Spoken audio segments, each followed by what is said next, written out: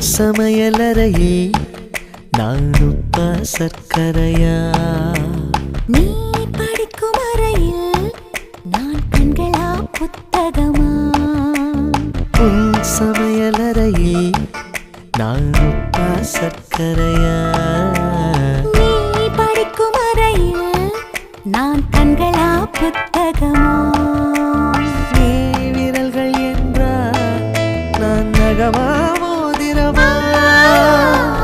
நீதழ்கள் என்றால் நான் முத்தமா புன்னகையா?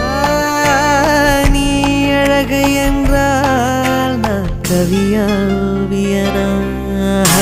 உன் சமையலறையில் நான் உப்பா சர்க்கரையா? நீ படிக்கும் அறையில் நான் கண்களா புத்தகமா?